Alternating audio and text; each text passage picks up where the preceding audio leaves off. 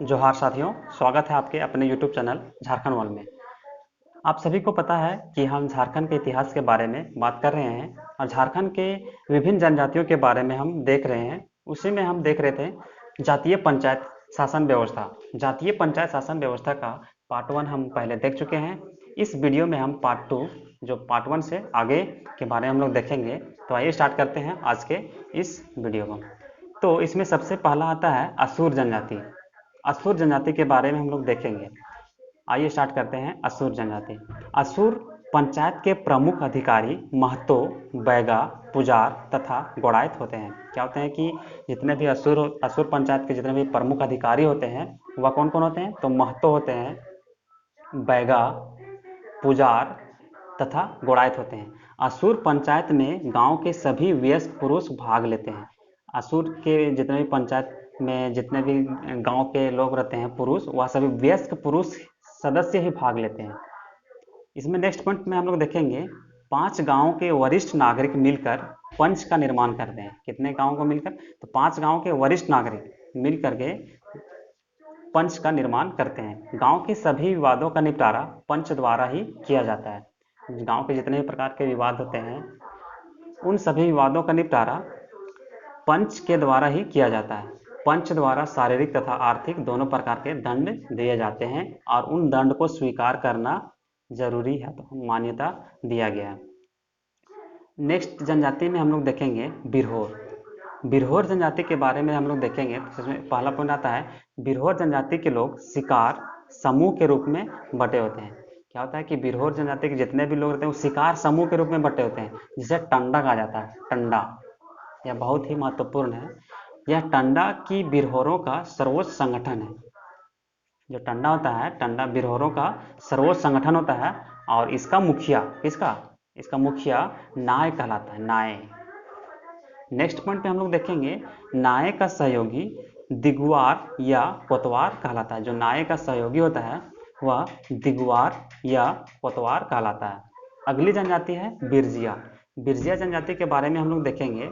तो इस जनजाति में जातीय पंचायत को व्यवस्था पाई जाती है, जातीय पंचायत की व्यवस्था पाई जाती है और जिसका मुखिया कोई गणमान्य व्यक्ति ही होता है। इस जनजाति में यहाँ की जो मुखिया होता है तो वह कोई गणमान्य व्यक्ति ही होता है। जातीय पंचायत बैगा, बेसरा, धावक तथा गांव के बुजुर्ग लोग द्वारा ही सभी प्रकार के मामलों का निपटारा किया जाता है। जितने भी प्रकार के मामला होते हैं कुछ ना कुछ, तो उन सभी मामलों का निपटारा यही जातीय पंचायत में क्या क्या होते हैं? बैगा, बेसरा, धावक और गांव के बुजुर्ग लोग, ये सभी इन मामलों का निपटारा करते हैं।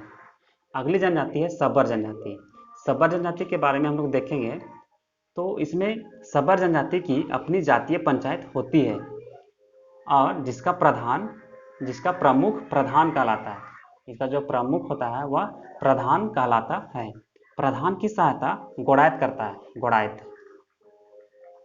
गोड़ायत करता है जो प्रधान के सभी आदेशों एवं संदेशों को गांव के लोगों तक पहुंचाने का कार्य करता है।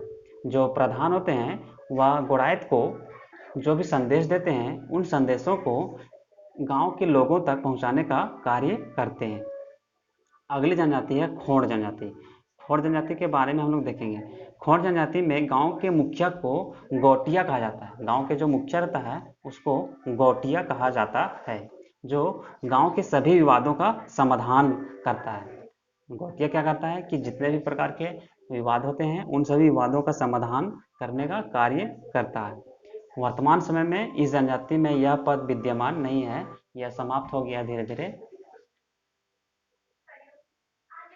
इसी में है वर्तमान समय में इस जनजाति में सर्वसम्मति से सरपंच का चयन किया जाता है, जो ग्राम पंचायत का प्रधान होता है। सरपंच का चुनाव किया जाता है और उस सरपंच को ही ग्राम पंचायत का प्रधान माना जाता है। अगली जनजाति है बथुड़ी। बथुड़ी जनजाति यह भी बहुत महत्वपूर्ण है। झारखंड के विभिन्न एग्जामों में बथुड़ी जनजाति के बारे में प्रश्न पूछा जा चुका है। तो इसमें स्टार्ट करते हैं बथुड़ी के बारे में। बथुड़ी जनजाति में परंपरागत व्यवस्था पाई जाती है, जिसका प्रधान दोहर कहलाता है। इसका जो प्रधान होता है वह दोहर बहुत ही महत्वपूर्ण है। यह जो दोहर है यह बथुड़ी जनजाति में जो परंपरागत व्यवस्था पाई जाती है और इसका जो प्रधान होता है वह दोहर कहलाता है। दोहर कहलाता है। यह पद वंशानुगत होता है। दोहर का जो पद होता है वह वंशानुगत होता है तथा यह धार्मिक क्रियाकलापों का भी संपादन करता है। क्या करता है कि जितने भी प्रकार के धार्मिक क्रियाकलाप होते हैं उन धार्मिक क्रियाकलापों का संपादन करने का भी कार्य दोहर के द्वारा ही किया जाता है। अंतरग्रामीण पंचायत का मुखिया प्रधान कहलाता है। अंतरग्रामीण पंचायत का मुखिया जो होता है वह प्रधान कहलाता है। और इसी में है सगोत्र विवाह को गंभीर अपराध माना जाता है। इसमें क्या होता है कि सगोत्र मतलब कि अपने ही गोत्र में विवाह करना अपराध माना गया है। अगली जनजाति है किसान। किसान के बारे में हम लोग देखेंगे। इस जनजाति में जातीय पंचायत की व्यवस्था पाई जाती है। किसान में पाई जाती है जो गांव के विवादों का निपटाने का कार्य करती है। गांव के जितने भी कार्यरत हैं उसमें उन विवादों का निपटाने का कार्य करती है। इसी में नेक्स्ट पॉइंट है पंचायत के प्रमुख अधिकारी महतो, कोतवाल तथा सरदार होते हैं। इस पंचायत के जितने भी प्रमुख अधिकारी होते हैं वह महतो, कोतवाल तथा सरदार होते हैं। अगली जनजाति है बंजारा। बंजारा जनजाति के बारे में हम लोग देखेंगे। गांव की समस्याओं के निवारण हेतु एक सामुदायिक परिषद का गठन किया जाता है जिसका प्रधान नायक होता है। बंजारा जनजाति में क्या होता है कि गांव की जितने भी समस्या होती है उन समस्याओं का निवारण हेतु एक सामुदायिक परिषद का गठन किया जाता है जिसका प्रधान क्या कहलाता है तो नायक कहलाता है। नायक का चुनाव बंजारा जनजाति के सदस्यों द्वारा ही किया जाता है। या जो नायक का पद होता है उस नायक का चुनाव बंजारा जनजाति के जितने भी सदस्य होते हैं उन सदस्यों के द्वारा ही किया जाता है। अगली जनजाति है बिंझिया।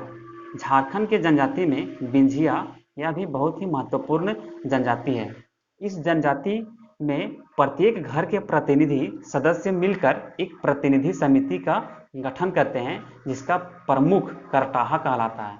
यह बहुत ही इम्पोर्टेंट है।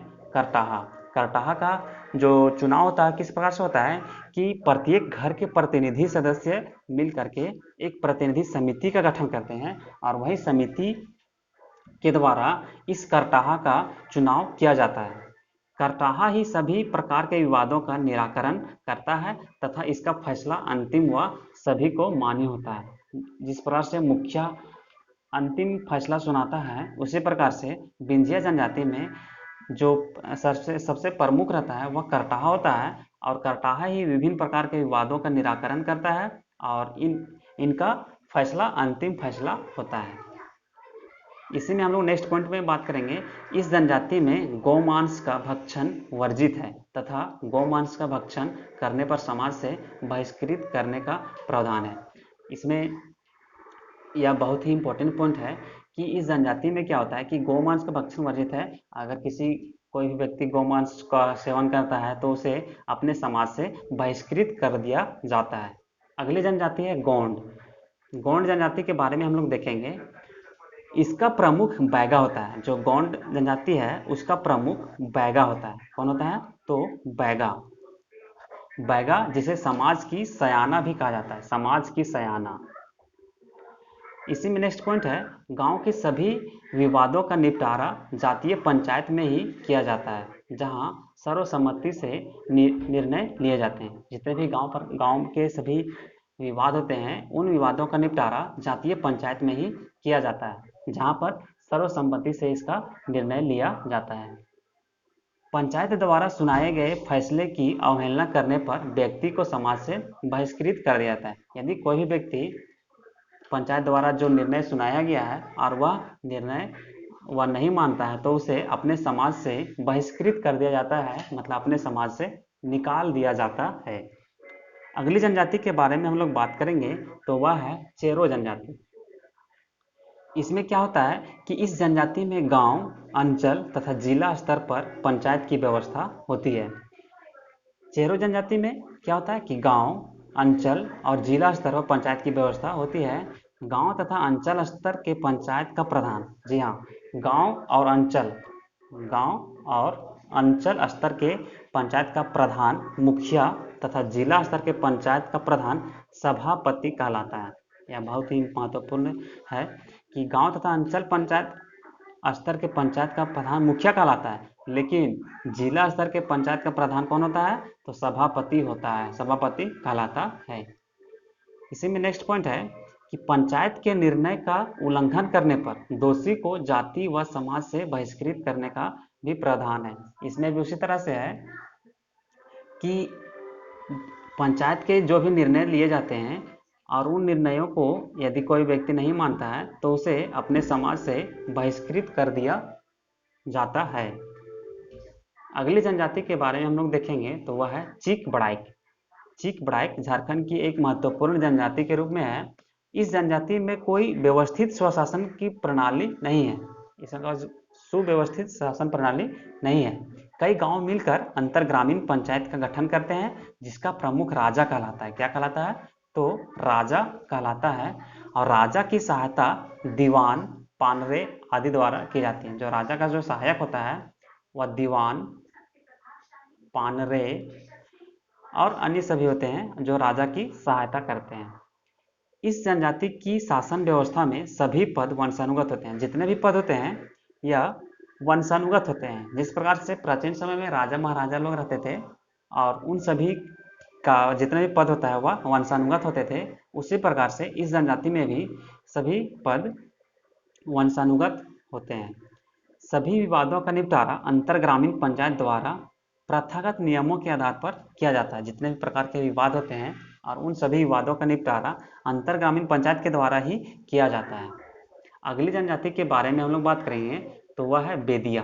बेदिया जनजाति के बारे में हम लोग बात करेंगे तो गांव स्तर पर निर्मित पंचायत का मुखिया प्रधान कहलाता है। बेदिया जनजाति में क्या होता है कि गांव स्तर पर जो पंचायत निर्मित रहता है और उसका जो मुखिया होता है वह प्रधान कहलाता है, प्रधान। इसे महतो भी कहा जाता है। इसे क्या कहा जाता है? तो महतो भी कहा जाता है। गांव के स्तर पर सभी मामलों का निपटारा प्रधान ही करता है। गांव के स्तर पर जितने भी प्रकार का मामला होता है उन सभी मामलों का निपटारा प्रधान ही करता है। और इसके सहयोगी के रूप में कौन होता है? तो गोड़ायत होता है, गोड़ायत।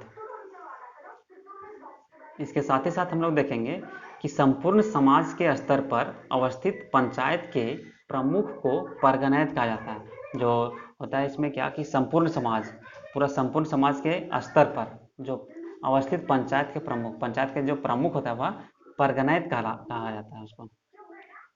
इस व्यवस्था में सभी पद वंशानुगत होते हैं। इस व्यवस्था में क्या होते हैं कि जितने भी पद होते हैं वह वंशानुगत होते हैं।